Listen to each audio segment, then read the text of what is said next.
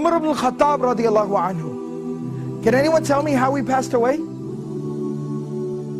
He was stabbed while he was leading the prayer. Alright, he was stabbed while he was leading the prayer. The narration goes on to tell us that Umar radiallahu anhu has this big open wound. He has literally a hole in his stomach.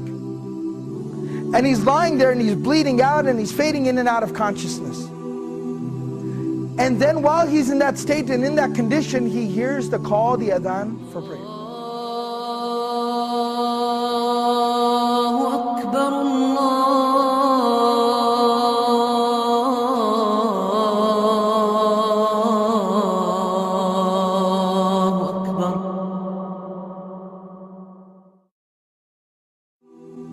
And he starts getting up. Everyone around him is like, oh, wait a second, where do you think you're going? He says, I have to go pray the adhan. I have to go and pray, it's the adhan. And he said, you're dying.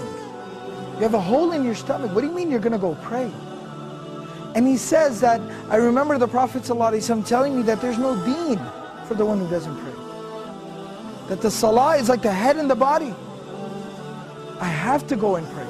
This was the commitment that these people had to prayer. As long as I'm alive, salah is something I do. That's the commitment, the connection that they had with prayer. So this is from Surah Maryam, Surah number 19, ayah number 31. My Lord has firmly commanded me to pray and to give charity or to purify myself as long as I am alive. Ma dumtu hayyan, as long as I remain alive.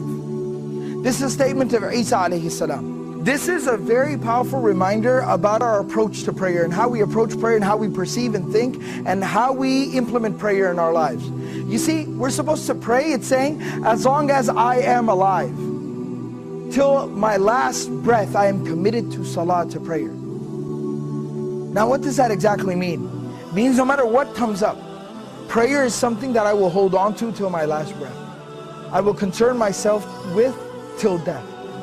And the Prophet ﷺ demonstrated this. He lived this. Now this isn't just theory, this isn't something just fancy to say. It's not just a fancy slogan. The Prophet ﷺ lived it. You know, about a week before the passing of the Prophet ﷺ, he fell very ill. He became ill. And the Prophet ﷺ was incapable of standing up and even walking on his own very soon after. So the Prophet ﷺ, what he did, Prophet ﷺ would send for two Sahaba. They would come to his home and they would carry him. He'd put his arms around their shoulders and they would literally carry him to the prayer like this. But he'd still go for prayer in this condition. He'd still go to pray like this. Teaching us, prayer is something we do till our last breath.